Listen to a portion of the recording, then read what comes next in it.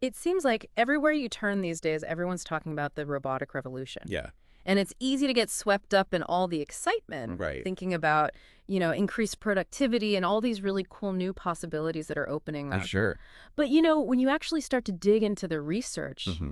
what really hits you is just the massive potential impact this is all going to have on us, Yeah. on society as a whole. Absolutely. We're not just talking about, some minor tweaks here and there. Right. This is about some really profound shifts, Yeah. not just in how things are made, Mhm. but in how we live, Yeah. how we work. It is. And, naturally, that brings up a whole bunch of pretty big questions Oh, yeah. about things like job security, For sure. inequality, and even, where do we draw the ethical lines? Absolutely. Those ethical considerations are front and center. So that's exactly what we're going to be diving into today. Yeah, that's what this whole deep dive is all about. We've gone through a ton of material to get to the heart of what this robotic revolution really means. A lot to process. And our goal here is to give you a clear and grounded understanding of, what these changes might actually mean for your future. Exactly.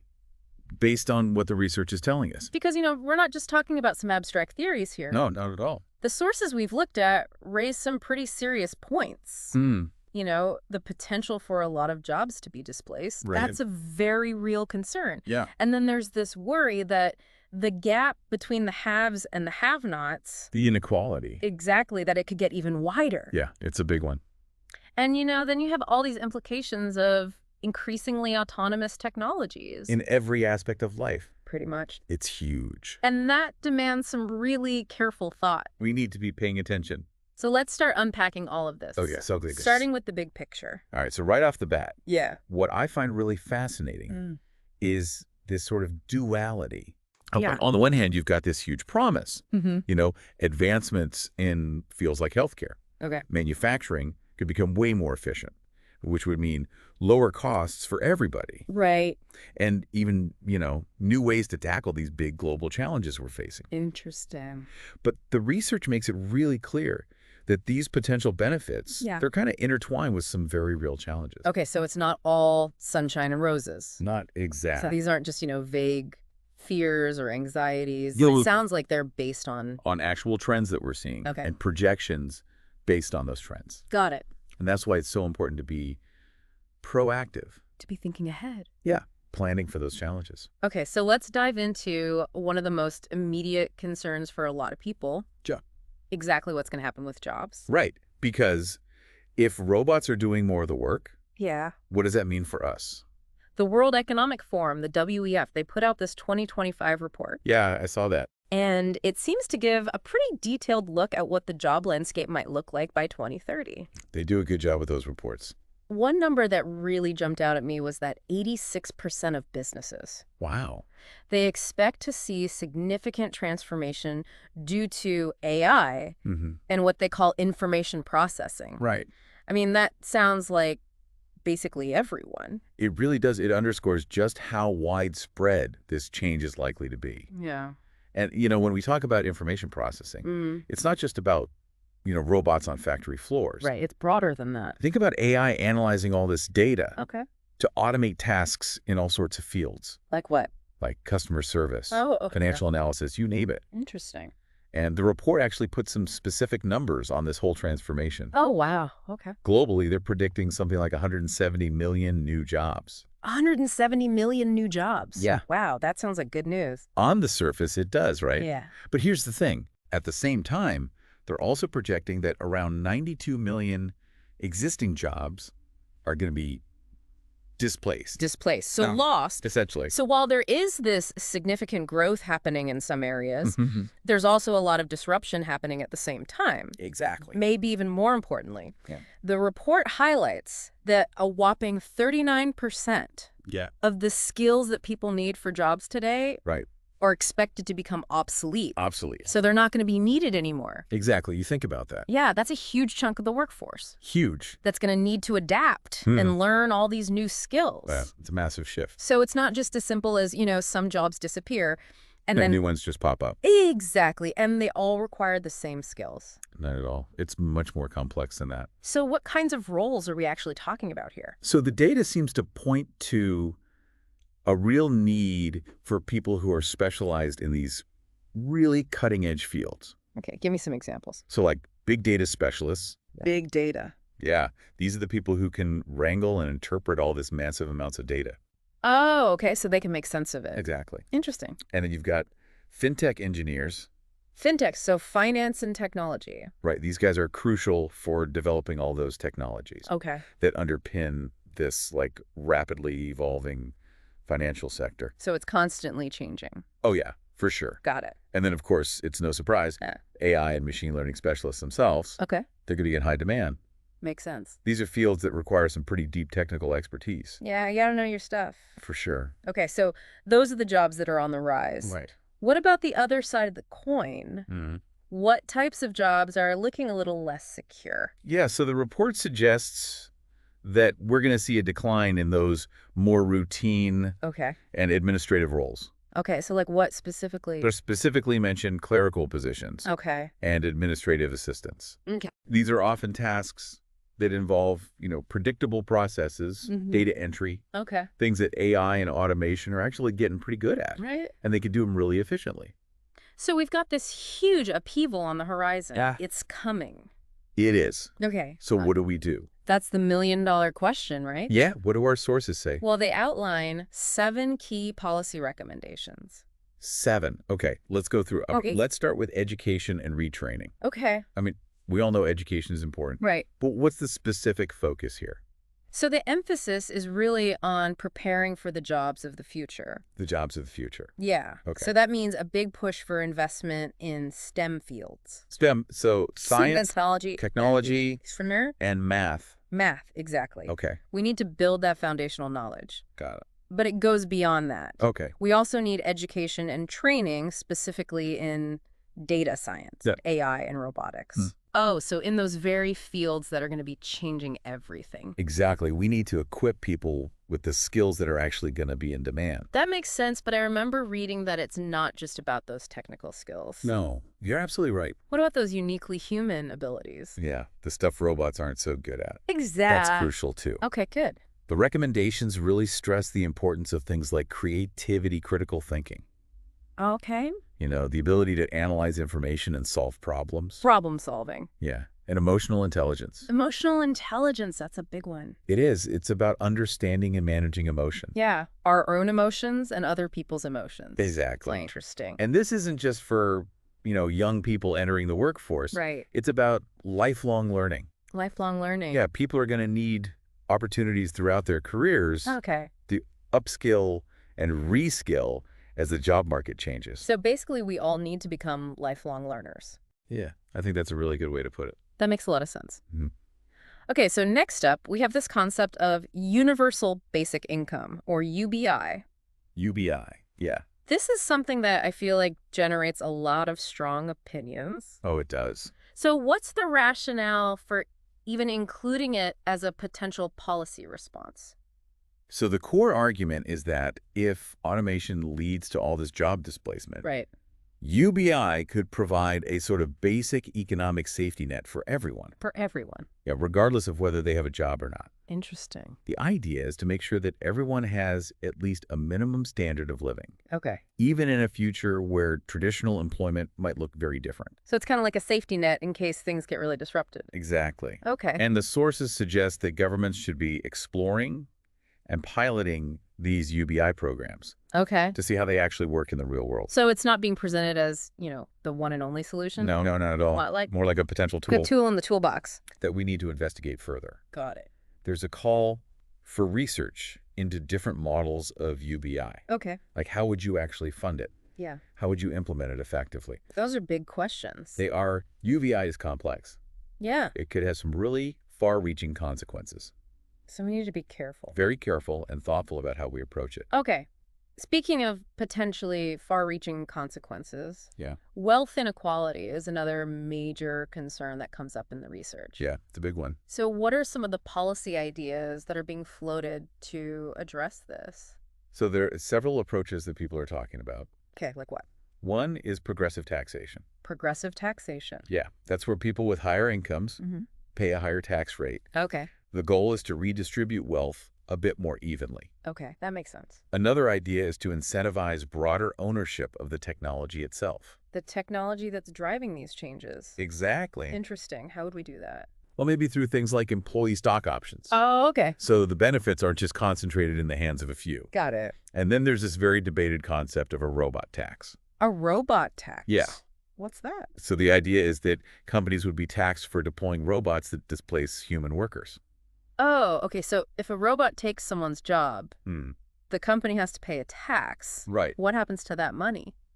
Well, it could be used to fund retraining programs Okay. or other kinds of social support. Interesting. It's definitely a provocative idea. It is. A lot of people have strong feelings about it. Okay, so let's move on to an even more potentially critical area, Right. military conflict. Right. The implications for warfare. Exactly, and the development of these autonomous weapons. Autonomous weapons. Yeah. What do our sources have to say about this? So the tone in the research is one of real urgency. Urgency. Yeah. They're really advocating for stronger international efforts to regulate and potentially even prohibit these fully autonomous weapon systems. So weapons that can make decisions. Lethal decisions Yeah, without any human intervention. that's a scary thought. It is. And the main concern is maintaining meaningful human control. Human control. Yeah, over the use of force. Right, because if we don't have that control, It could lead to unintended escalations. yeah, things could get out of hand really quickly. Exactly. And then there's a question of accountability. Who's responsible? Exactly. Okay. So the research sees a legally binding international treaty Okay, through the UN as a really vital step in the right direction. that sounds like a tall order. It is, but it's an important one. Okay, so let's shift gears a little bit and talk about the ethical considerations more broadly. Yeah, so as AI and robotics become more and more integrated into our lives, Yeah. what kind of ethical frameworks do we need to guide their development and use? Because that's a big question. It's huge. Yeah. So the research is calling for comprehensive and adaptable ethical guidelines. Adaptable. Yeah, because the technology is changing so fast. Right. And legal frameworks at both national and international levels. It's the global issue.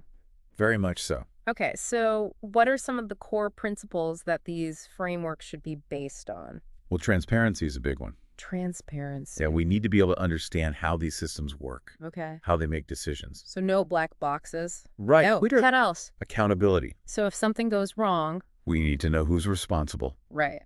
Fairness. Fairness. Yeah. Making sure these technologies don't just perpetuate existing biases. Oh, that's a good point. And then, of course, privacy. Protecting our data. Yeah. In a world where AI is everywhere. Right. And safety. Making sure these systems are reliable. Yeah. And that they don't pose a risk to people. Okay, so there's a lot to think about there. There really is. It sounds like we need a lot more dialogue Definitely. and collaboration. Yeah. Between all sorts of different stakeholders. Which brings us to the next policy recommendation. Public awareness. Exactly. So why is it so important for the general public to be informed about all this? Because at the end of the day, these technologies are going to impact everyone In some way. in some way. So it's crucial that we all have at least a basic understanding Mm-hmm. of what the potential benefits are Right. and what the potential risks are. Exactly. So Yeah. we can have these informed discussions about the kind of future we want. Yeah. What kind of world do we want to live in? And we can support policies that actually reflect our values. Our collective values. Yeah, Okay, so public awareness is key. definitely. And then the final policy recommendation focuses on fostering this multi-stakeholder collaboration. Elaboration. Yeah. So who needs to be at the table for these conversations? Well, it really needs to be a joint effort. Okay. Governments need to be talking to industry leaders. The people who are actually developing this technology. Right. Okay. We also need academics. For their research and insights. Exactly. And what about the public? Yeah, we need civil society organizations Okay. to represent all those diverse interests and concerns. So everyone needs to be working together. We do if we want to find solutions that work for everyone. Okay, so we've covered a lot of ground. We have. Talking about the potential impacts of this robotic revolution Mm. and the broad policy responses that people are considering. Yeah. But let's zoom in for a second Okay. on this one specific policy area, UBI. universal basic income, Right. because it seems like that's the one that always sparks a lot of debate. Oh, for sure. People have a lot of strong feelings about it. Yeah, our sources provide this table that outlines some of the key arguments. For and against. Exactly. So let's start with the pro-UBI side. Okay. What are the main potential benefits that people are touting? Well, the arguments in favor of UBI are pretty varied Okay. and actually pretty compelling. All right, I'm listening. So a primary one is that it has the potential to significantly reduce poverty and income inequality.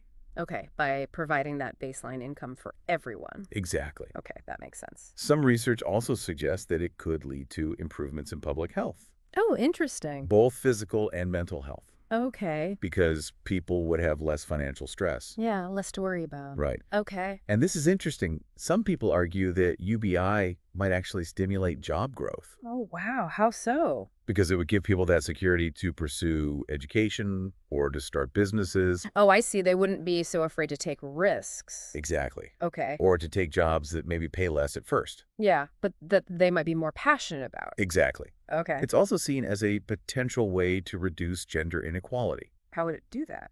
because it would provide more financial independence, Okay. particularly for people who are caregivers. Often women. Right. Okay. And it could increase the bargaining power of low-wage workers. So they wouldn't be forced to take any job. Exactly. They'd have more options. Okay. And then finally, it's argued that UBI could be really crucial for dealing with this potential wave of technological unemployment. If robots take all the jobs. Right. Okay. And it could simplify our welfare systems. Because they can be pretty complicated. They can be. Okay, so that's a pretty long list of potential positives. It is But- eight. But like with any big policy idea, There are always counter-arguments. yeah. What are some of the main concerns that people have about UBI? So the biggest one for a lot of people is the cost. The cost. Yeah. Because it wouldn't be cheap. Not at all.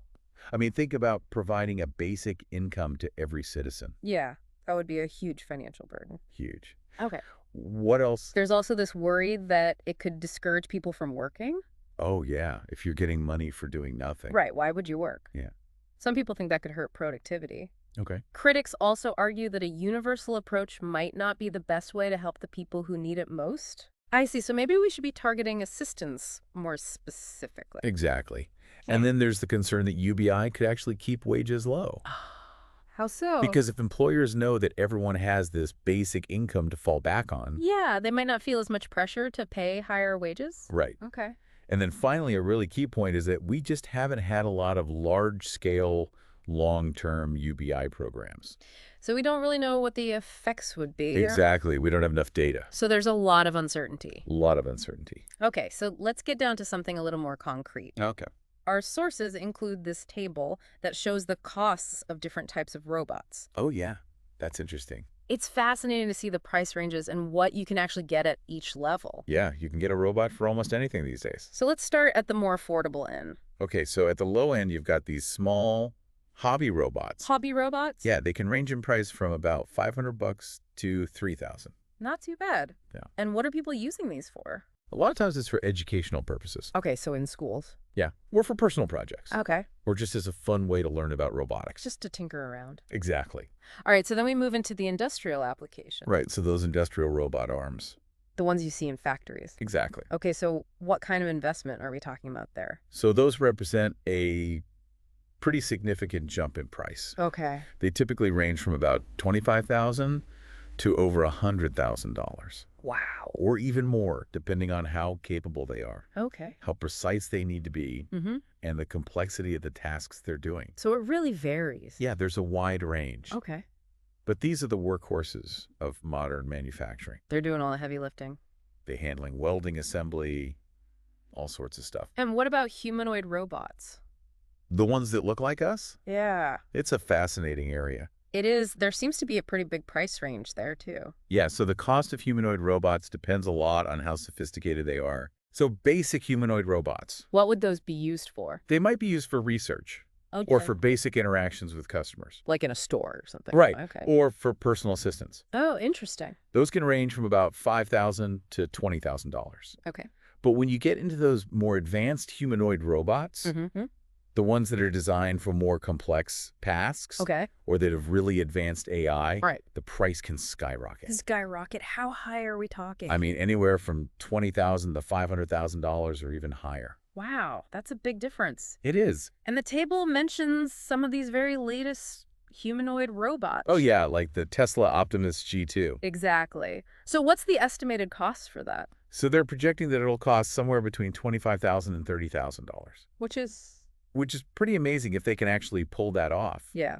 Because the vision for Optimus is to have this general purpose humanoid robot. General purpose. Yeah, so it can do a whole bunch of different things. Like a human. Almost like a human. Wow. They want it to be able to do all sorts of tasks Okay. and potentially even reach human-level dexterity and cognitive abilities in certain areas. That's pretty ambitious. It is, but that relatively low price point is what makes it so potentially game-changing. Because more people could afford it.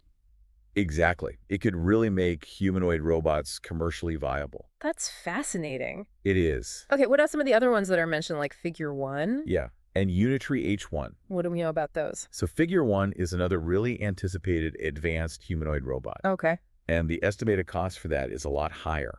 How much higher? Somewhere between $30,000 and $150,000. Wow. So that suggests that they're really focusing on cutting-edge AI integration Okay. and the ability to perform some really complex and nuanced tasks. Got it. Unitree's H1 is supposed to be available for under $90,000. Okay. And they're emphasizing its speed, its strength, and its flexibility. So it sounds like it's designed for... For applications where you need agility and power. Interesting. It's pretty cool stuff. It's amazing to see that these costs are potentially coming down Yeah. while the capabilities are increasing so rapidly. It's incredible how fast this technology is advancing. And it's becoming more accessible. Exactly. It really highlights the importance of everything we've been talking about the job market shifts and the need for proactive policies. Absolutely. So as we wrap up this deep dive, Yeah. it's clear that this robotic revolution is a really complex and multi-layered thing. It is. It's not simple. Not at all.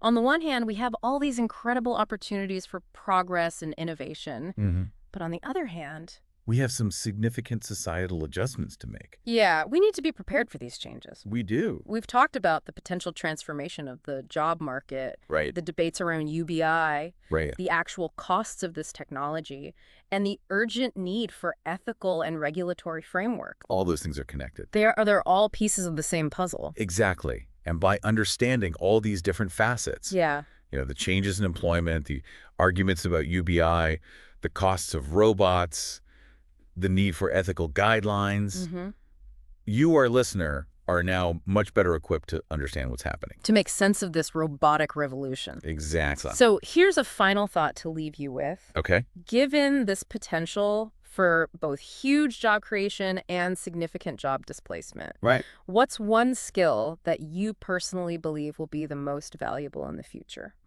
That's a good question. And what concrete steps can you start taking today to develop that skill? I think that's something we should all be thinking about. Absolutely. Thanks for joining us for this deep dive. Yeah, thanks for listening, everyone.